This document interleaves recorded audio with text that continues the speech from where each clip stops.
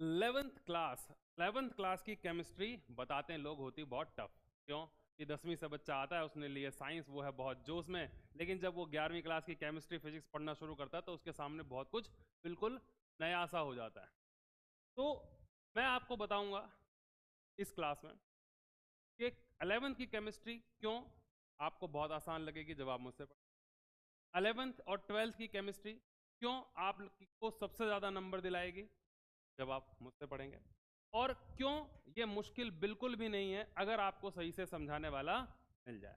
तो हेलो, नमस्कार, आप सब लोगों का स्वागत है हमारे चैनल जो कि है त्रिपाठी सर। मैं संदीप आप लोगों का बहुत बहुत स्वागत करता हूं और उम्मीद करता हूं कि आप मेरे चैनल को अभी तक सब्सक्राइब आपने नहीं किया है तो कर लेंगे। आप कमेंट में जो भी प्रॉब्लम्स होंगी वो पूछेंगे, मेरे से कंटिन्यूस जुड़े रहेंगे, शेयर करेंगे, अपने दोस्तों तक पहुंचाएंगे और चैनल को ग्रो करने में मेरी मदद करेंगे। इसके बदले मैं आपको दूंगा हर चैप्टर के इतने इजी सॉल्यूशंस कि आपको जो और कहीं नहीं मिल रहे हैं। मैं आपको समझाऊंगा ऐसे कि समझ में आ जाए हर बच्चे को। मैं आपको ये इस तरीके से बताऊंगा, इतने इनोवेटिव तरीके से बताऊंगा, इतने सिंपल तरीके से बताऊंगा कि उस बच्चे को भी समझ में आएगा जिसको कहीं पर भी किसी का समझ में नहीं आता। उस बच्चे का भी काम का है जिसने साइंस गलती से ले ली है। ठीक है, कई लोग दोस्तों वोस्तों के प्रभाव में आके लेते हैं, लेकिन आगे जब वो मेरे जैसों से पढ़ते हैं तो बहुत अच्छा ग्रो करते हैं लाइफ में। तो घबराना नहीं है, अगर आपने साइंस लिया और आप मेहनत करोगे तो आप कामयाब जरूर होगे। बस मेहनत लगातार करते रहना है। ठीक है, और चैनल को कर लेना है सब्सक्राइब, क्योंकि मेरे से जुड़कर आपको कभी भी नुकसान नहीं होगा। तो सबसे पहले बात करते हैं केमिस्ट्री की। तो केमिस्ट्री जो है ये कुछ ऐसा नहीं है जो अब तक आपने नहीं पढ़ा। वही केमिस्ट्री है, वही केमिकल्स हैं, वही 118 120 एलिमेंट तत्व हैं जिनकी पूरी की पूरी ये केमिस्ट्री है, जिनके आपको डिटेल्ड वर्जन अब पढ़ने हैं जो आपने अब तक इससे पहले पढ़ा है। तो केमिस्ट्री आपके लिए बिल्कुल भी ऐसा नहीं है कि नई है, पर बहुत सारे ऐसे बच्चे होते हैं जिनको केमिस्ट्री में बहुत ज़्यादा दिक्कत आती है। और क्यों? क्योंकि उनके बेसिक कॉन्सेप्ट्स क्लियर नहीं होते। इसीलिए केमिस्ट्री का पहला ही चैप्टर है some basic concepts of chemistry. मैं आपको आज की क्लास में बताऊंगा कि आप क्या क्या सिलेबस में पढ़ने वाले हैं, कैसे आपके लिए क्लास इंटरेस्टिंग होगी, और ये वीडियो आप जरूर देखो पूरा, क्योंकि आपको ये पता लगेगा कि ये बंदा पढ़ाएगा क्या आगे और कैसे पढ़ाएगा। तो जिस तक भी ये वीडियो पहुंच रही है वो सिर्फ इतना करे कि चैनल को सब्सक्राइब करके रख ले, और जैसे जैसे वीडियोज आती जाती हैं वो उन्हें देखे। गारंटी मेरी है, गारंटी मेरी है 100% कि आपके मार्क्स मेरे पढ़ाए हुए से बाहर कोई क्वेश्चन नहीं आएगा और आपके मार्क्स आएंगे 100%। इतना आप भरोसा करिए, एक सब्सक्रिप्शन से आपका कुछ नहीं जाएगा, लेकिन आपका ये एक अच्छा फैसला आपको साल के लास्ट में अच्छे नंबर दिलाएगा। 12th जब आप पास करेंगे मेरे से पढ़ते हुए, तो आपका चाहे जेई आप करना चाहें, चाहे आप नीट करना चाहें, उसकी जो केमिस्ट्री होगी वो आपके लिए क्लियर होगी, ये मेरी गारंटी है। ठीक है, एनसीईआरटी के लेवल से चढ़ाते हुए मैं लेवल्स पढ़ाऊंगा, आपको कोई भी दिक्कत नहीं होगी। क्योंकि बेटा एक बात आपको ध्यान रखनी है, कोई भी 2+2 ही पढ़ा रहा है, बस इनोवेटिव और नया तरीका आपको समझ में आए वैसे कोई पढ़ा दे वही आपके काम का है। ठीक है, तो थोड़ा सा शुरू करते हैं, थोड़ा सा जानते हैं क्या है। तो दो आपकी किताबें हैं, इसमें आपकी केमिस्ट्री जो है वो अब जैसे अब तक आप पढ़ते थे 10वीं में आपने 4 चैप्टर पढ़ लिए, एक कोई और एक्स्ट्रा चैप्टर पढ़ लिया, किसी से 9th क्लास में भी ऐसा हुआ, एक ही में सारी किताब होती थी। अब आपने क्योंकि साइंस लिए तो केमिस्ट्री अलग हो गई, फिजिक्स अलग हो गई, बायो अलग हो गई, और अलग अलग हुए। किसी ने बायो छोड़ के वो इंजीनियरिंग में चला गया, जिन्होंने मेडिकल लेना है वो बायो में आ गए। अब आपको ये समझना है बेटा, पहले तो इस बार आपकी 2 बुक्स होंगी केमिस्ट्री, और ये 3 सेक्शंस में डिवाइड होंगी। कैसे होंगी? 3 सेक्शंस में डिवाइड होंगी, 3 हिस्से होंगे। वो 3 हिस्से क्या है केमिस्ट्री के? तो ये बात समझनी है, केमिस्ट्री के वे 3 हिस्से हैं। फिजिकल केमिस्ट्री, कौन सी? फिजिकल। इसमें बच्चों को ज़्यादा दिक्कत नहीं आती है, कर लेते हैं। जिनको थोड़ी बहुत समस्या आती है वो भी आराम से हल हो जाती है, थोड़ी सी मेहनत। उसके बाद आपकी है इनऑर्गेनिक। कैसी? Inorganic chemistry. मैं आपको आगे डिटेल में बताता रहूंगा आप इसमें क्या पढ़ेंगे। और जो बच्चों को सबसे ज़्यादा परेशान करती है, जो सबसे ज़्यादा परेशान करती है, वो करती है ऑर्गेनिक। आ रही बात समझ में? ऑर्गेनिक केमिस्ट्री बच्चों को सबसे ज्यादा परेशान करती है। मैं आपसे वादा करता हूं मेरे से पढ़ेंगे ऑर्गेनिक परेशान नहीं करेगी। ठीक, तो सिर्फ इसी बात के लिए अभी तक सब्सक्राइब नहीं किया तो सब्सक्राइब चैनल, लाइक, एक प्यारा सा कमेंट, लाइक। अब समझते हैं कि इस साल सिलेबस में क्या है। ठीक है, तो पहले जब हम पढ़ते थे या इससे पहले के सालों में सिलेबस बहुत ज़्यादा था, अभी सिलेबस बहुत कम हो गया है। और इतने कम सिलेबस में अगर आप केमिस्ट्री में 100 में से 100 स्कोर नहीं करते हो बेटा, तो फिर आप समझो कि प्रॉब्लम है। मेहनत करनी, और मेहनत करने वाला 100 में से 100 नंबर, देखो मैं आप पे भरोसा कर रहा हूँ, आप खुद पे करो। 100 में से 100 आएंगे हर उस बच्चे के जो ध्यान से पढ़ेगा बस। ठीक है, तो है क्या कि आपका एग्जाम अब होगा, उसमें आपका 70 मार्क्स का, कितने का, 70 मार्क्स का आपका एग्जाम होगा। 30 मार्क्स जो होंगे वो आपके प्रैक्टिकल के होंगे। ठीक है, 11th में आपका इंटरनल होगा और 12th में आपके एक्सटर्नल, बाहर से प्रैक्टिकल लेने टीचर्स के, जिनके सामने आपको प्रोजेक्ट वगैरह दे। बात आती है अब, पहला चैप्टर है some basic concepts of chemistry. इसमें क्या है, some basic concept of chemistry में हम पढ़ेंगे कि जो अब तक आपने केमिस्ट्री पढ़ी है उसके सबसे बेसिक्स क्या है, या जो आगे आप पढ़ने वाले हैं उसका बेसिस क्या है। इस तरीके से क्या होगा, ये आपका 7 मार्क्स का आएगा, तो छोटा भी नहीं है, ये बहुत जरूरी भी चैप्टर। कई लोग ये चैप्टर छोड़ दे, कह रहे बच्चों तो तुम खुद पढ़ लोगे। अरे खुद क्यों पढ़ लोगे, मैं पढ़ाऊंगा आपको। खुद क्यों पढ़ लोगे भाई, मैं आपको बताऊंगा, अगर कहीं कोई दिक्कत है तो मैं समझाऊंगा। तो 7 मार्क्स का, यानी 70 में से 7 कितने हो गए, 10%। 10% मार्क्स का आपका ये पर आएगा, तो इंपॉर्टेंट हुआ। उसके बाद है स्ट्रक्चर ऑफ एटम। क्या पढ़ोगे, स्ट्रक्चर ऑफ एटम। एटम कैसे बना, ये आपने 9th में भी पढ़ा है, उसी का डिटेल्ड वर्जन आप यहाँ पे पढ़ोगे।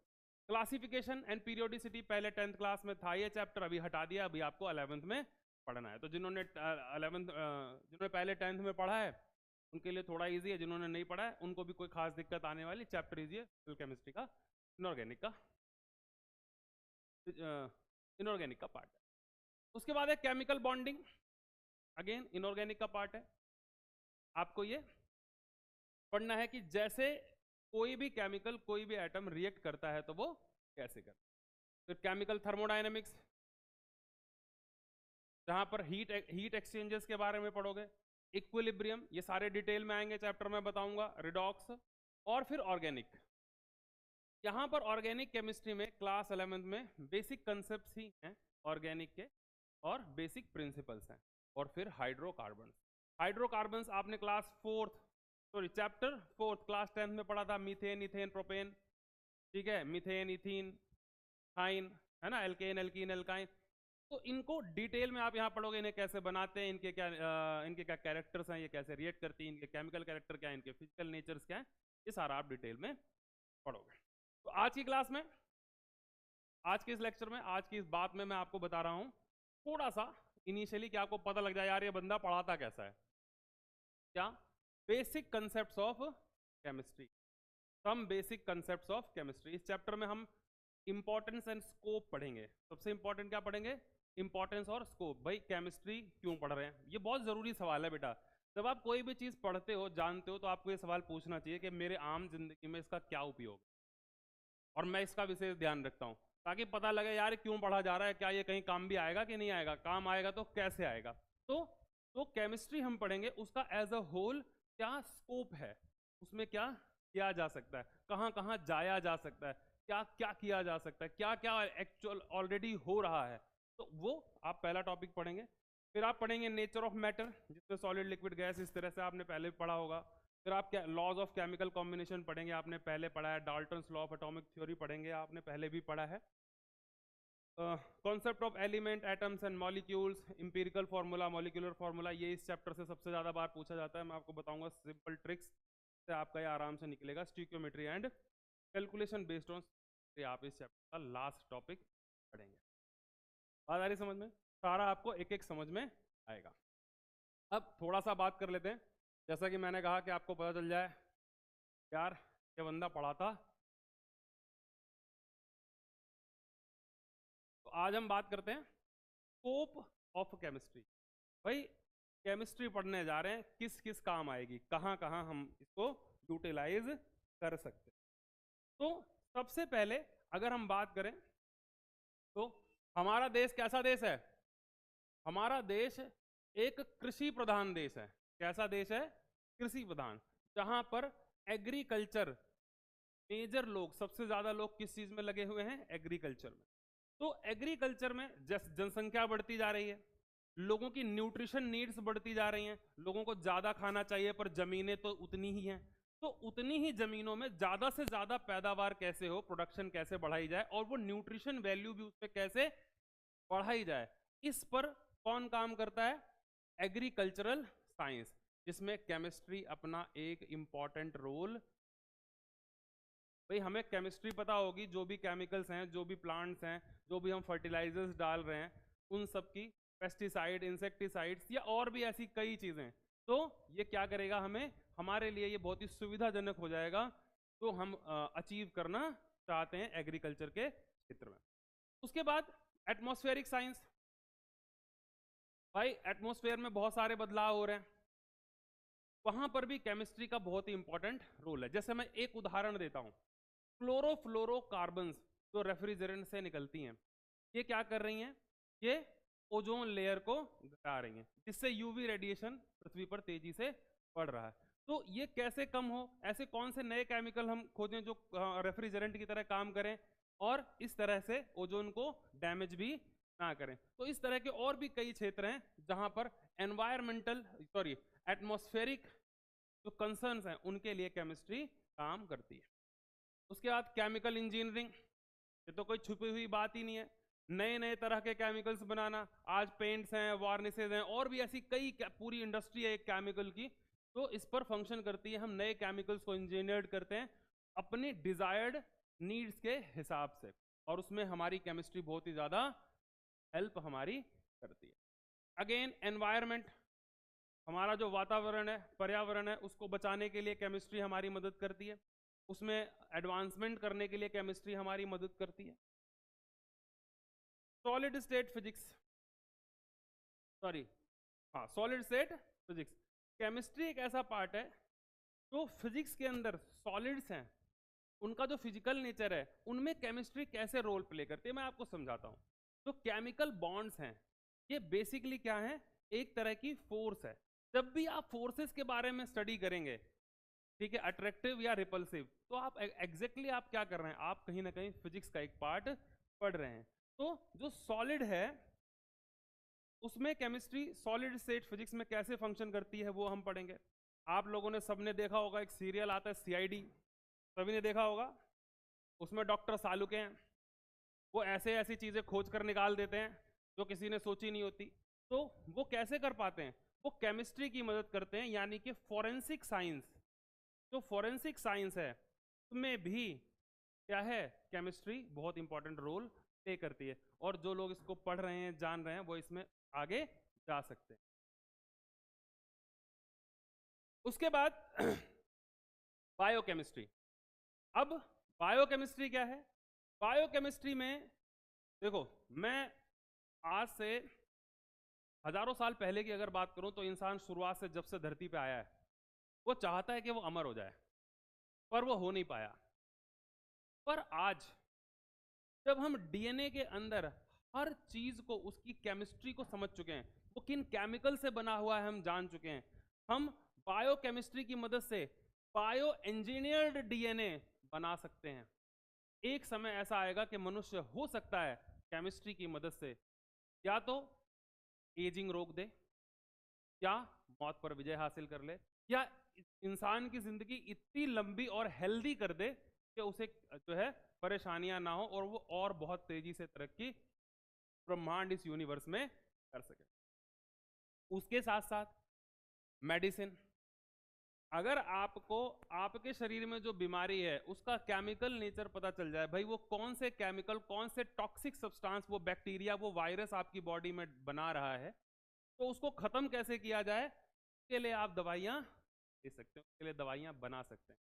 तो आज जबकि हम बैक्टीरिया वायरस की पूरी केमिस्ट्री समझते हैं, हम बीमारी की केमिस्ट्री समझते हैं, तो हम ऐसे केमिकल कंपाउंड्स बना सकते हैं मेडिसिन के तौर पर जो उस बीमारी को खत्म कर सके। तो अगेन केमिस्ट्री का इसमें बहुत ही बड़ा गोल है। कहीं ना कहीं बायोकेमिस्ट्री, मेडिसिन, ये जुड़े हुए सेक्टर्स हैं, पर फिर भी हम इनको अलग अलग सेक्शंस में पढ़ते हैं।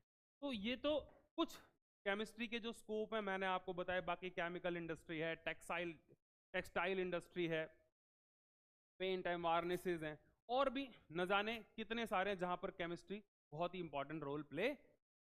तो ये चैप्टर जो है इसी के आगे हम डिस्कस करेंगे some basic concepts of chemistry. आपको बेटा बस इतना करना है बालकों मेरे, कि आपको चैनल को कर लेना है सब्सक्राइब, प्यारा सा कमेंट छोड़ देना आपको समझ में आया तो, कोई बात समझ में नहीं आती तो उसे दोबारा पूछना है, लाइक करना है, सब्सक्राइब तो आपने कर ही लिया होगा, नहीं करा है तो आप कर लो, और दोस्तों को शेयर जरूर, हर उस दोस्त को फायदा होगा जिसे आप शेयर। अब तो उम्मीद है आपको बात समझ में आई होगी, आप इसे शेयर करेंगे, कमेंट करेंगे, आप सब्सक्राइब जरूर कर लेंगे। मैं आपसे फिर अगली वीडियो रहूँगा। मिलते हैं।